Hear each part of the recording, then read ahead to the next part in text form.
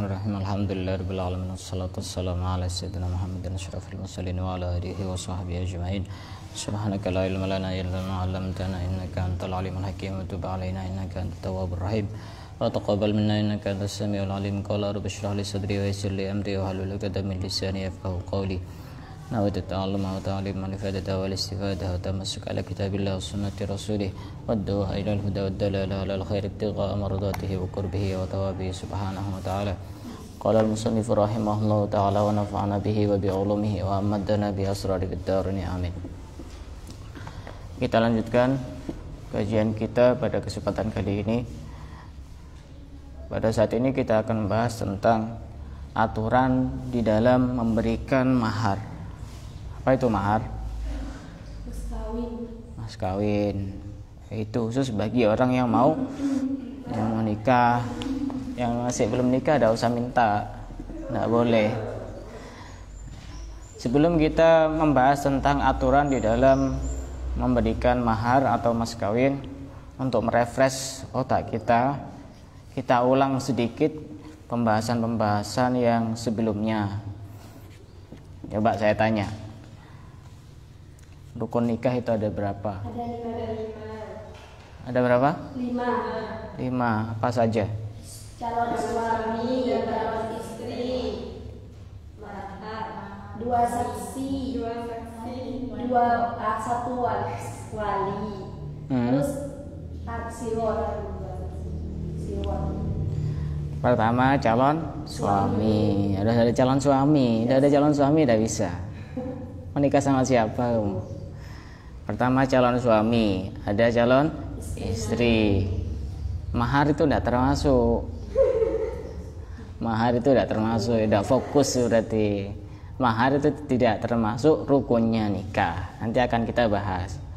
Ketika misalkan pada saat akad nikah penyebutan mahar itu salah atau lupa tidak menyebutkan mahar, itu bagaimana hukum akad nikahnya. Ada 2 saksi, ada wali, ada sighah. Ada sighah. Ketika tidak memenuhi 5 rukun ini, maka akad nikah tidak sah. Semisal akad nikah cuma ada calon suami dan calon istri, kawin lari namanya. Karena tidak direstui sama orang tua, akhirnya lari. Nah, larinya di mana? Di atas gunung. Langsung menikahkan sendiri. Kamu saya nikahi dengan mas kawin 1 juta rupiah. Tidak bisa. Karena tidak ada apa? Wali. Tidak ada saksi. Saksinya siapa yang mau menyaksikan? Mau kayak di sinetron-sinetron itu, biar gunung-gunung yang menyaksikan akad nikah kita. Nah, ini tidak bisa, tidak sesuai dengan aturan. Nah, saya tanya lagi. Pertama, calon suami. Calon suami itu salah satu syaratnya adalah dia menikah dalam keadaan tidak terpaksa. Nah, tidak terpaksa. Kalau orang nikah terpaksa, maka akad nikahnya tidak sah. Bagaimana kalau misalnya ada orang bilang, saya itu tidak enak sama orang tua, tidak enak sama pilihan orang tua, takut menyakiti hati orang tua, jadi saya nikah ini terpaksa. Sah apa tidak sah nikahnya? Hah? Sah apa tidak sah? Kenapa kok sah? Karena tidak memenuhi paksaan dalam pernikahan syarat. Karena terpaksa dalam hal pernikahan itu ada syarat-syaratnya. Jangan disamakan orang ngomong terpaksa secara umum seperti yang kita kenal, tidak sama. Terpaksa di situ ketika ada ancaman yang membahayakan. Semisal contoh, walinya itu ngancam sama calon suami itu kepada anaknya, kalau kamu tidak nikah dengan Mbak Diana, maka kamu akan saya penjara misalnya. Maka itu tidak boleh. Maka nanti ketika dia nikah, maka tidak sah. Atau misalnya begini, kalau kamu tidak nikah sekarang, maka kamu akan saya bunuh. Ini juga menikah dengan terpaksa, maka tidak sah. Rata-rata orang yang mau menikah dia ngomong terpaksa itu rata-rata tidak memenuhi syarat terpaksa di dalam fikih, sehingga pernikahannya tetap sah. Masa bilang saya terpaksa nikah sama itu, akhirnya punya anak 5, terpaksa kok punya anak 5. Terpaksa itu tidak punya anak, berarti benar-benar tidak suka. Terpaksa kok sampai punya anak 5 itu. Setelah 5 nambah lagi 1, 6. Tidak sekalian tambah 6 lagi, jadi 12 itu. Saya tanya lagi, misalnya dalam satu akad nikah, di situ ada suami, ada wali, ada saksi, 2 saksi, kemudian ada sekot nikah, tapi di dalam acara akad nikah di situ tidak ada mempelai perempuan. Bagaimana akad nikahnya? Sah. Oh, kenapa kok sah? Minimal kan laki-laki tahu nama atau tahu orangnya. Sah apa tidak sah? Sah. Kenapa kok sah? Hah? Alasannya apa? Kan nggak ada, tapi nggak wajib di situ. Kenapa kok tidak sah? Sah. Oh sah. Kenapa kok sah?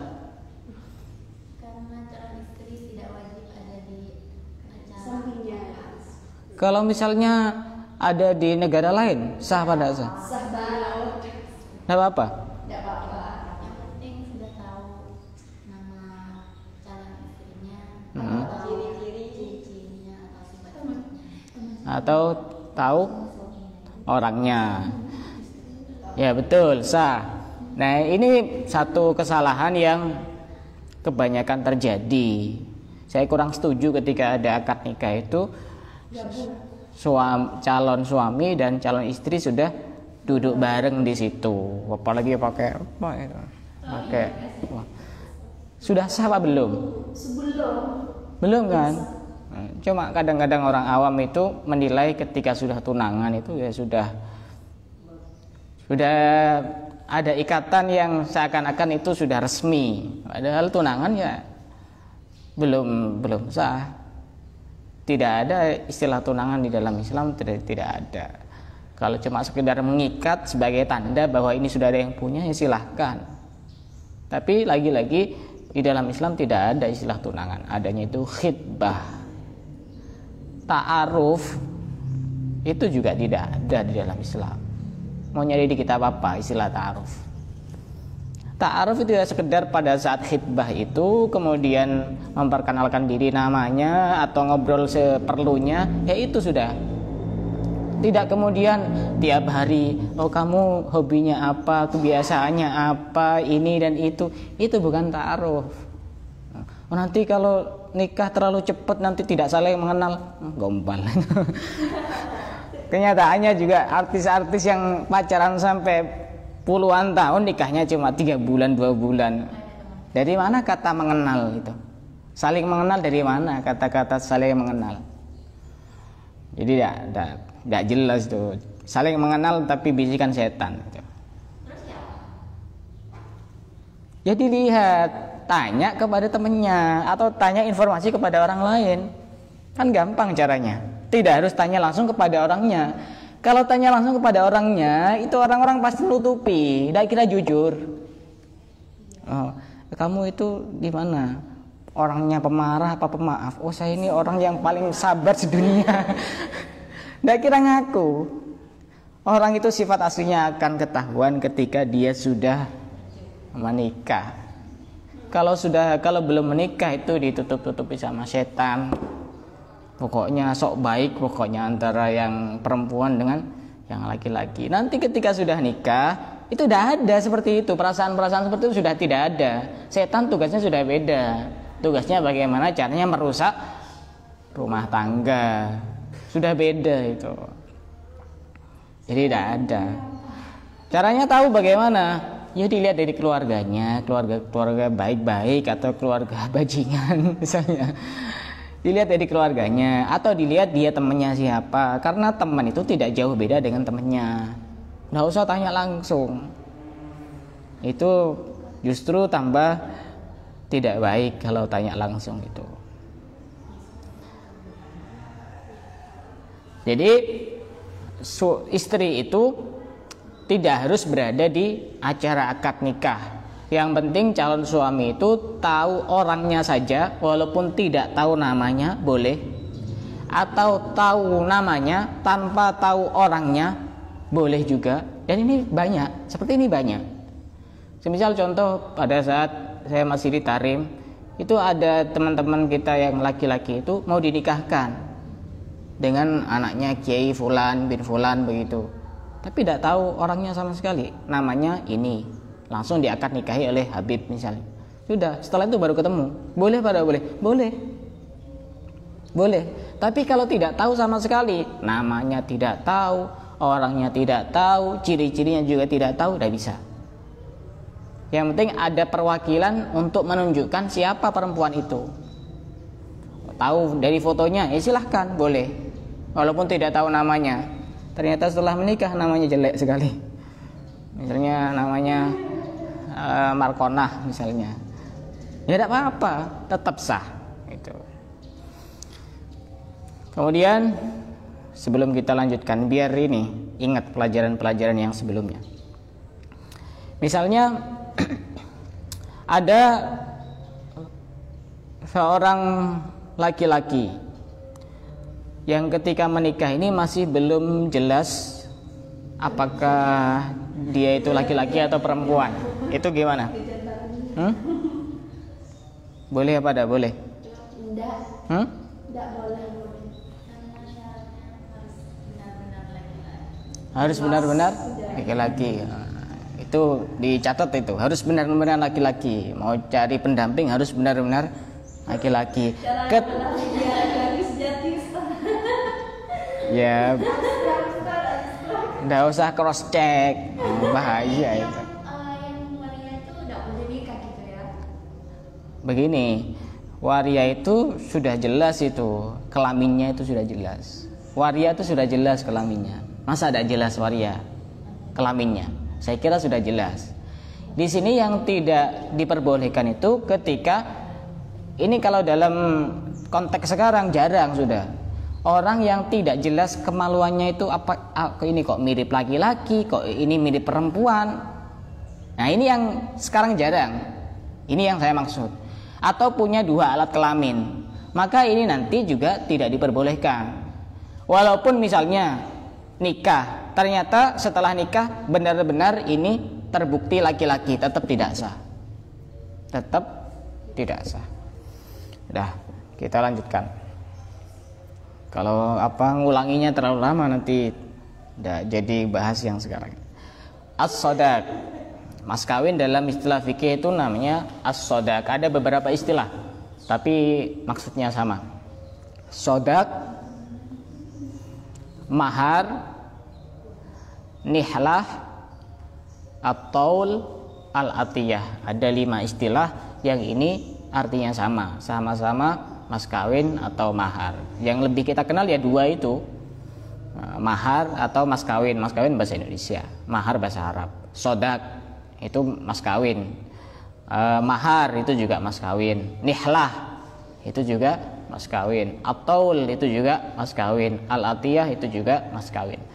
As-sodaq wal mahru wan nihlatu wat taulu wal atiyatu kulluha bimakna wahid, dengan arti yang satu. Famakna halughatan, apa yang disebut mas kawin itu secara bahasa menurut fikih, ma wajaba binikahin, yaitu sesuatu yang wajib disebabkan karena nikah. Sesuatu yang wajib disebabkan karena nikah itu namanya mahar secara bahasa. Sedangkan secara istilah, secara syara', ma wajaba ala rajuli lil mar'ati ghaliban bisababi nikahin awat isyubhatin aw nahwi dzalik. Secara istilah, mahar itu adalah sesuatu yang wajib diberikan oleh seorang suami kepada istri pada umumnya. Rata-rata mahar itu laki-laki memberikan kepada perempuan, itu secara umum. Dan kita sudah paham. Ada juga contoh yang tidak umum. Yang memberikan mahar itu adalah mertua. Bukan. Istrinya kepada suami. Kok bisa? Ya bisa. Tapi jarang, contoh-contoh seperti ini jarang. Contohnya bagaimana? Contohnya begini. Ada seorang suami punya 2 istri. Punya 2 istri. Maksimal berapa? 4. Tidak boleh lebih dari 4. Kalau bisa 1. Di Madura ada orang yang punya istri 10. Madura. Ya pastinya tidak boleh. Kecuali 1 meninggal, nikah lagi, nikah lagi, sampai 10 bahkan sampai 100 ya silakan, tidak masalah. Tapi kalau langsung punya istri 10 ya pakai syariat yang mana? Ada itu di Madura. Punya istri 10. Ya tidak boleh. Mau tingkatannya kayak apa ya tetap tidak boleh. Jadi ini contohnya, kasusnya ada seorang suami punya 2 istri. Satunya sudah dewasa, satunya masih anak-anak, yang dia itu masih nyusu kepada seorang perempuan. Boleh pada boleh? Boleh. Di dalam fikih itu boleh. Karena pada saat akad nikah ini perempuan kan enggak punya tugas apa-apa kan? Yang menjawab qabil tu nikah siapa? Laki-laki. Yang mengakadkan siapa? Wali kan? Yang menjadi saksi siapa? Orang lain kan? Jadi perempuan itu enggak punya tugas apa-apa pada saat akad nikah. Dia tugasnya cuma di kamar nunggu. Ya nunggu calon pangerannya kan begitu.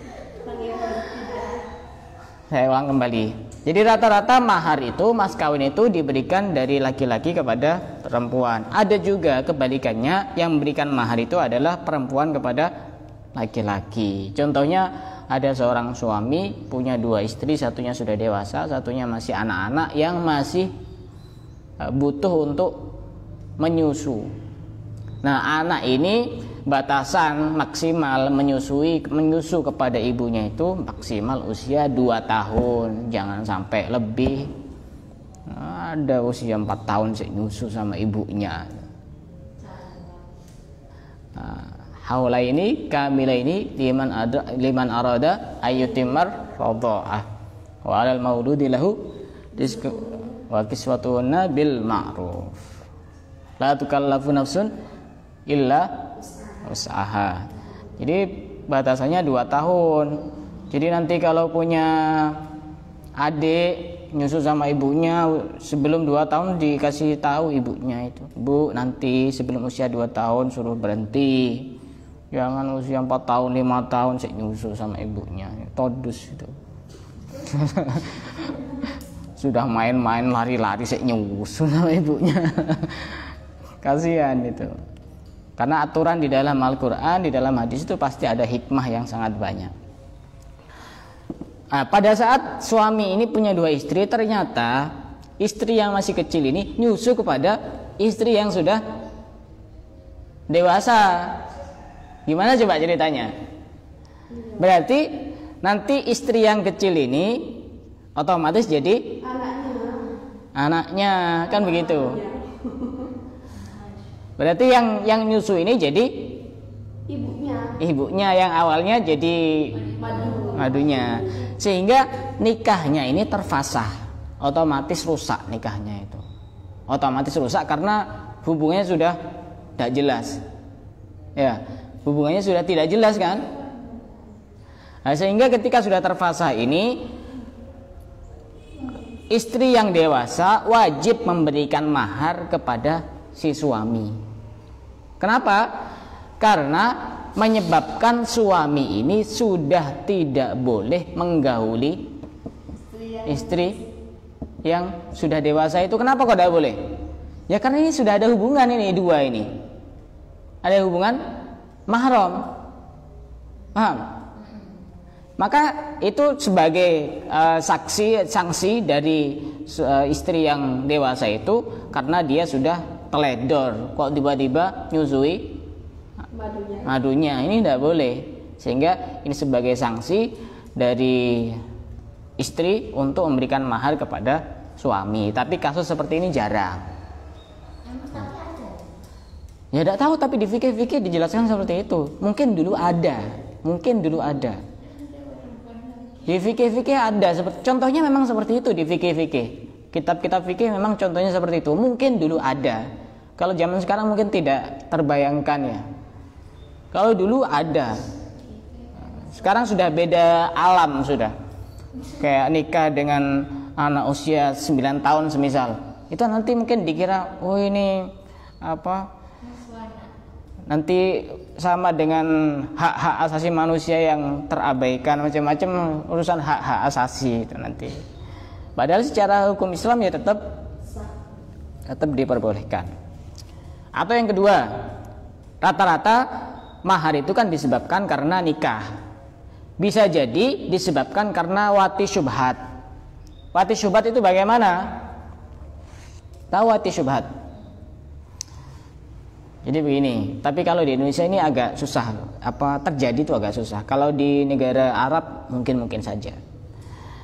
Jadi begini, ada 2 bersaudara laki-laki, ini sama-sama nikahnya bareng. Kemudian dapat istri, sama-sama punya istri. Pada saat malam pertama ternyata istrinya ini salah masuk kamar. Mestinya istri yang ini masuk di kamar ini, ternyata masuk di kamar sebelahnya yang bukan suaminya. Yang ini juga sama, punya istri ternyata masuk di kamar sebelahnya, ternyata bukan suaminya. Akhirnya terjadilah peperangan pada malam pertama. Begitu. Setelah malam pertama selesai, pagi-pagi sudah keluar semuanya. Mungkin waktu itu lagi padam lampunya, listriknya. Setelah keluar sudah duduk bareng, makan, sarapan. Loh, kok sama ini saya? Kemarin kan nikahnya bukan sama ini. Satunya juga sama. Nikahnya bukan sama ini. Ini berarti terjadi kesalahan. Kesalahan yang enak. Bagaimana? Maka nanti dia wajib memberikan mahar kepada yang digauli itu. Berarti kan tidak disebabkan karena nikah. Tapi ini juga jarang terjadi. Rata-rata mahar itu disebabkan karena nikah, atau bisa juga wati syubhat, atau disebabkan karena yang lain. Dan rata-rata yang memberikan mahar itu adalah suami, bukan istri. Tapi juga ada istri itu memberikan mahar kepada suami. Kemudian yang berikutnya, dhabitus shadaq. Sebelum kita membahas tentang dhabitus shadaq, apa yang bisa dijadikan mahar itu apa? Kita akan membahas 2 istilah penting di dalam mas kawin. Ada mahar misil, ada mahar musamma. Mahar misil itu apa? Mahar standar. Sedangkan mahar musamma itu mahar yang disebutkan pada saat akad nikah. Itu namanya mahar musamma. Beda ini, aturannya beda. Jadi pada saat akad nikah, semisal saya nikahkan dan saya kawinkan kamu dengan putri saya yang bernama Siti, dengan mas kawin uang 1 miliar rupiah dibayar tunai. Itu namanya mahar musamma. Mahar yang disebutkan di dalam akad. Sedangkan mahar misil itu apa? Mahar standar. Apa itu mahar standar? Disebutkan di kitab ini, mahrul misli huwa ma yurghabu bihi fi misliha hasaban wa nasaban wa bakarotan wa suyubatan. Yaitu sesuatu yang disenangi oleh seorang laki-laki dari seorang perempuan. Semisal kayak daya tarik gitu. Jadi untuk menentukan seorang laki-laki mau ngasih mahar berapa kepada calon istrinya itu ada beberapa pertimbangan. Pertama, dilihat dari pertimbangan hasaban. Hasaban itu dilihat dari kepribadian dia. Apakah dia kepribadiannya baik atau tidak baik, dari keluarga baik-baik atau tidak. Itu dilihat dari kepribadian yang calon istri, kemudian dari orang tuanya, dari atasan-atasannya sampai ke atas. Itu jadi pertimbangan nanti. Kemudian dari nasabnya. Pastinya perempuan yang nasabnya baik dengan nasabnya biasa itu tidak sama. Kemudian perawan atau janda, ini juga beda nanti untuk menentukan mahar atau mas kawin, lebih mahal mana? Ya pasti lebih mahal perawan daripada janda. Nah, untuk menentukan itu bagaimana mahar misil itu, mahar standar itu, untuk menentukannya adalah kita lihat dari keluarganya dia. Ini harus tahu nanti calon-calon suami itu. Semisal ada namanya Siti, dia punya kakak, namanya siapa? Namanya siapa? Coba. Ya, anggap Tukiem ini biar nggak nyinggung orang, kemungkinan nggak ada yang namanya ini.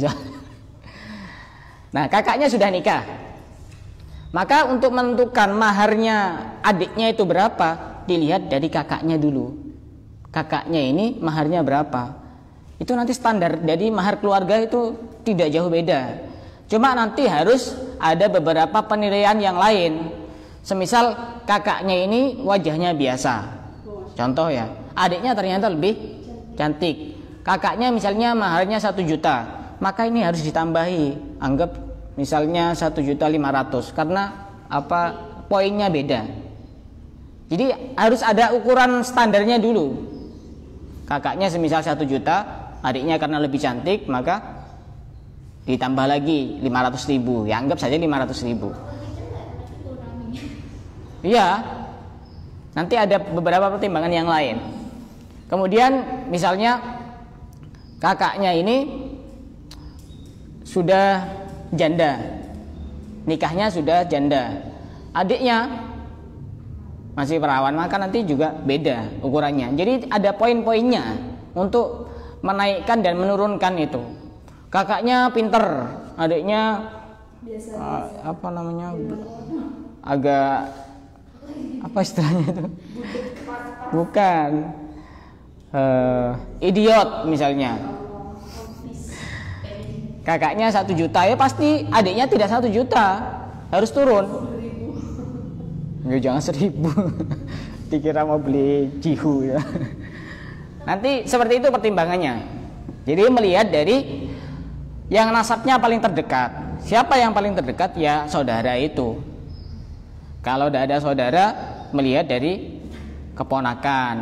Nah, kalau tidak ada keponakan, melihat dari cucu keponakan. Yang penting yang paling terdekat, yang paling terdekat. Maka itu nanti untuk menentukan maharnya.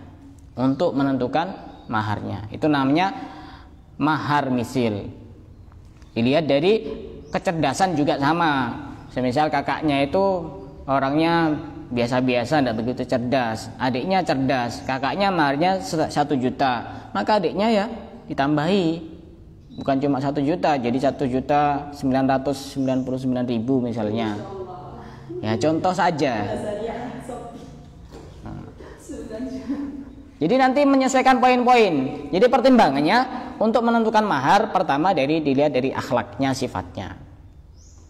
Kedua dari nasabnya, dari statusnya, apakah dia perawan atau janda. Kemudian dari umurnya, misalnya kakaknya ini menikah pada saat usia sudah 35 tahun, sedangkan adiknya usia 23 tahun. Ini maharnya sudah jelas beda, karena harganya sudah turun ini. Kalau yang kakaknya ini, kalau adiknya sudah lagi fit-fitnya itu, jadi beda maharnya. Dari umur juga, dari kecerdasan juga, dari kecantikan juga sama. Iya, lain itu glowing sama cantik gitu. Dari kefasihan berbicara, kalau kakaknya itu ngomongnya bulet terus, mau ngomong aku mencintaimu sih muter-muter, nggak gampang dipahami. Pas adiknya lebih cerdas, lebih ngomongnya lebih tertata, lebih gampang dipahami, maka nanti beda itu maharnya. Nah, dari keilmuan juga, dari kemuliaan juga, itu nanti jadi diskor itu nanti, diskor A dan B. Ini dari segi ini berapa, dari segi ini berapa, nanti dijumlah, maka nanti akan muncul angka nominal mahar atau mas kawin. Sedangkan mahar musamma itu adalah mahar yang disebutkan di dalam akad nikah. Dan yang perlu digarisbawahi bahwasanya menyebutkan mahar di dalam akad nikah itu tidak wajib. Ini yang perlu digarisbawahi. Menyebutkan mahar di dalam akad nikah itu hukumnya tidak wajib. Ketika kita sudah tahu bahwa menyebutkan mahar di dalam akad nikah itu tidak wajib, ketika terjadi kesalahan maka sudah tidak bingung. Semisal orangnya sok pesantren misalnya, mau pakai mahar uang 999,9 ribu rupiah, bingung bahasa Arabnya. Oh tadi saya salah bahasa Arabnya gimana? Ya tadi itu kaidahnya itu menyebutkan mahar di dalam akad nikah itu tidak wajib, sehingga ketika ada kesalahan di dalam penyebutan mahar, walaupun nanti mahar yang diberikan itu tidak sama seperti yang disebutkan, ya tidak masalah, akad nikahnya tetap sah. Cuma nanti memang ada beberapa resiko ketika terjadi kesalahan di dalam penyebutan mahar. Ketika terjadi kesalahan di dalam penyebutan mahar, maka nanti mahar yang diberikan itu adalah harus mahar standar dari orang ini. Maharnya berapa ini? Nilai jualnya berapa? Anggap seperti itu. Tidak bisa sesuai dengan yang disebutkan. Ini yang jadi resiko ini. Tapi ketika sudah terjadi kesepakatan, ya mahar misil itu mahar standar tidak harus sama seperti pertimbangan-pertimbangan yang tadi. Ketika sudah, kalau atas permintaan istri sendiri kan nggak masalah. iya tidak masalah. Cuma begini, ini hubungannya dengan sosial sebenarnya terkait dengan mahar standar itu. Jadi biar seorang keluarga itu merasa lebih dihargai. Misal yang ngelamar orang biasa, yang dilamar orang kaya, masa dikasih mahar 100.000? Ini kan apa, mau ditaruh mana mukanya pada saat akad nikah itu? Kan begitu. Iya. Kenapa? Yang ditanggung sama Rasulullah yang mau menikahi seorang putri tokoh terkenal di sana yang pasangan cantik. Ya. Terus? Direvitnya nggak ya kalau nggak salah yang miskin itu? Iya, tapi itu yang nanggung sudah Rasulullah itu lebih dari luar biasa itu. Sesuatu yang sudah dihubungkan dengan Rasulullah itu udah ada tandingannya sudah. Ya intinya menyebutkan mahar itu namanya mahar musamma di dalam akad nikah itu tidak wajib. Kapan hari ada yang tanya ke saya itu, ini apa menyebutkan mahar 1 juta ternyata bilangnya 100.000, ini gimana? Ya, otomatis sah, tetap akad nikahnya sah. Cuma nanti ada pembahasan tersendiri kenapa ketika penyebutan mahar di dalam akad nikah itu salah, kemudian menyebabkan orang tersebut membayar mahar standar, itu apa penyebabnya, dan nanti ada aturan-aturan tersendiri di dalam pembahasan mahar atau mas kawin. Sebelum kita lanjutkan, mungkin ada yang mau ditanyakan, silakan. Itu kemarin kan sempat viral. Ya. Mahar standar itu kenal kok itu? Ya. Itu kan nanti belum dibahas itu. Jadi pembahasan batasan apa yang bisa dijadikan mas kawin atau mahar. Berarti ada nilai rendah dan nilai tingginya juga. Ya tadi itu kan kalau misalnya tanpa disebutkan pun tetap sah kan. Jadi kalau dia yang ditanyakan akad nikahnya sah apa enggak sah, ya sah. Itu kalau senda jepit pakai jadi santunnya nanti dibungkus. Kenapa? Lah ya kalau yang ditanyakan akad nikahnya sah apa enggak sah, ya akad nikahnya sah. Tanpa menyebutkan mahar kan tetap sah. Cuma nanti apa yang bisa dijadikan mas kawin itu nanti urusan belakangan itu. Habis ini ada pembahasan khusus yang kalau dijawab sekarang yang pasti butuh waktu panjang, dan ini pasti saya batasi. Insyaallah kita lanjutkan pada pertemuan yang akan datang. Wallahu a'lam. Bismillah.